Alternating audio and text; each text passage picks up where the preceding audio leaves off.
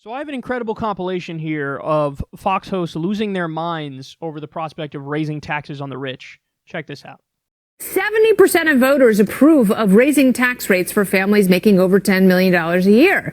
It's an emotional and irrational appeal that amounts to redistribution if it actually worked. They resent wealth. And if you've got it, they want it. It's a war on the wealthy. It's a war on wealthy. They don't like wealth. There is what seems to be a movement against capitalism in this country. So we're explicitly taxing wealth production, exactly the miracle that American capitalism allows. Isn't demonizing the rich an attack on the American dream? But there's the racial element to this. What they're really trying to use tax policy as a social justice tool. There is no tax that is more vulgar in my mind than the death tax. It's the most anti-family, anti-human tax. Is jealousy of I think wealthy people the norm? God help you if you find success in the new world. Even if capitalism is still marginally more popular, socialism has a better PR team. And when it gains a foothold, they're coming to neuter your golden nuggets. They hate Trump and can't tolerate any success. So let's please jump the taxes up and let's kill the economy and put people back on the welfare rolls and get them off those nasty jobs they're getting. Why is this form of socialism, this grab bag of take money off the rich, why is it so popular? These socialists hate successful people. The idea of fairness has been promoted in our schools for a long time. And we're starting to see kids who grew up in this notion that fairness above all. Liberals have controlled academia so long that they have indoctrinated people coming up through the education system that there's something really wrong with people who've been successful. That's what Howard Schultz is battling right now. Americans writ large have been brainwashed in schools now for decades. But we've never seen it. To Gary's point, we've never seen this explicit hatred for success. We have a real economic ignorance going on in America. The rich cause the problems. The rich owe society. Inequality is the issue, and we have got to tax the wealth to remedy it. That's not going to get America anywhere but the poorhouse. The Democrats have got a new uniform they're all supposed to wear. It's ski mask and carrying blue steel revolvers because they all believe that instead of robbing 7-Elevens, they're just going to rob everybody who has a job, everybody who's making wages. I want to break down everything they argued there because you see the absurdity of it when you go through it with a fine-tooth comb. So, first of all, one of the hosts, Kennedy, I think her name is, she's very libertarian-leaning. She described the idea of raising taxes on the rich as, quote, irrational. Okay, you see, you have to actually provide an argument for that, and she didn't do it. Now, I would make the counterpoint. The counterpoint is, no, it's actually irrational to keep the system the way it is, or to do what honestly is her ideal, which is cut taxes on the rich. And I'm going to pull up a fact here real quick. I have it in my likes on Twitter, because a new study just came out on this, but here you go.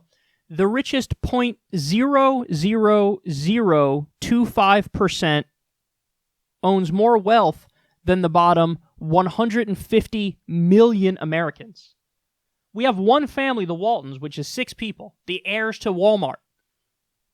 They have more wealth than the bottom 45% of Americans combined.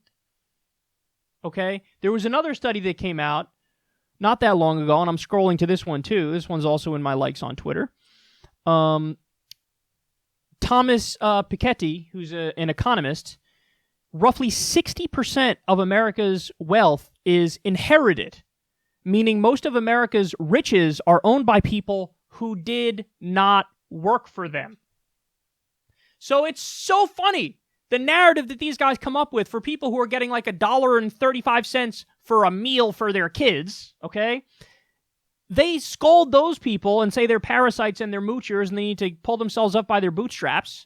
Meanwhile, when 60% of America's wealth is inherited from mama and papa, inherited from rich mommy and daddy, who may or may not have done something, and given to these spoiled-ass kids, they want to give those kids a tax break. They're going to inherit millions no matter what, but they want to make sure they inherit more millions, maybe even billions. Yes! Yes! Ha ha ha!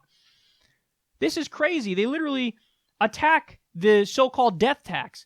They call it the death tax. That's not even the name. The name is the estate tax. Why? It only hits people with fucking estates. It only hits like 0.02% of the American public. It's for people, if you have over $11 million in net worth, that's when it kicks in.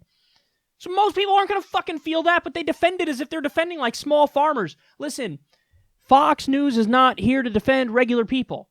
The Republicans are not the party of the working class. That's not to say Democrats are good on those issues, because they're not. But Republicans are way worse. And Fox News is misleading people into thinking, oh yeah, we're for the little guy. Listen to their fucking arguments. These policies that AOC is pushing for, that Bernie Sanders are pushing for, the raising taxes on the rich, that absolutely would benefit regular people.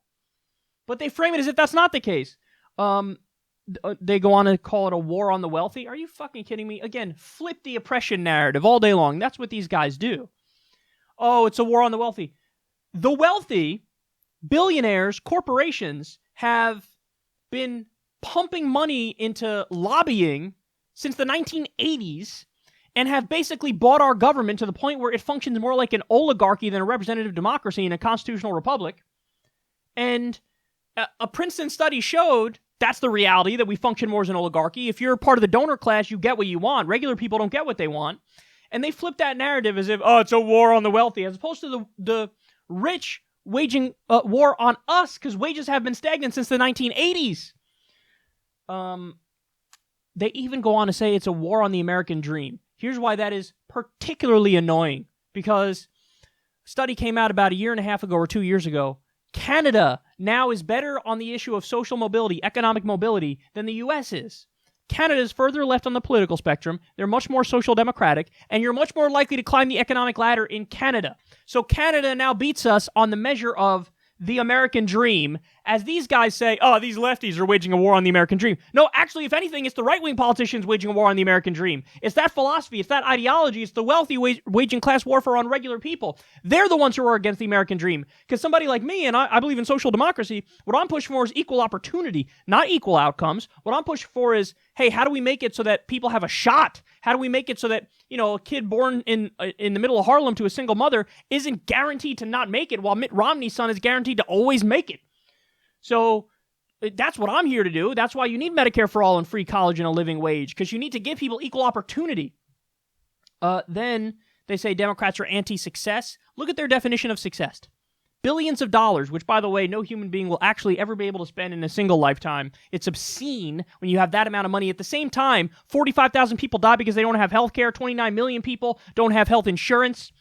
We live in a country where 76% of Americans live paycheck to paycheck. Half of workers make $30,000 a year or less.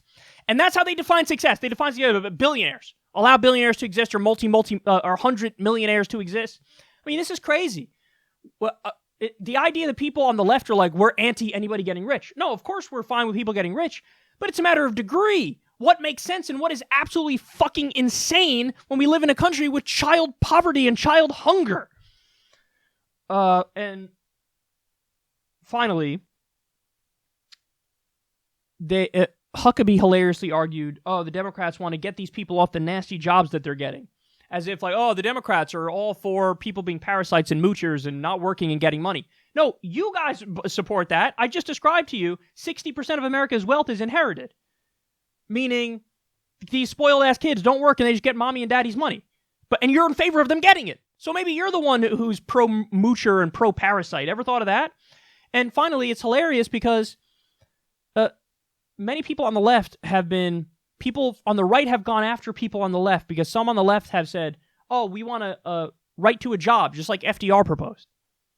So right to a job, meaning the left is saying we are pro-job and people getting jobs, and idiot fucking Mike Huckabee's like, these guys are against people getting jobs. Really, Mike Huckabee? So do you support a right to a job? No, you don't. You don't. See, these guys, they're like insultingly stupid. And then, of course, the clip that we saw before, anti-fairness. You have Fox hosts who are literally arguing against fairness. And by the way, here's why they're melting.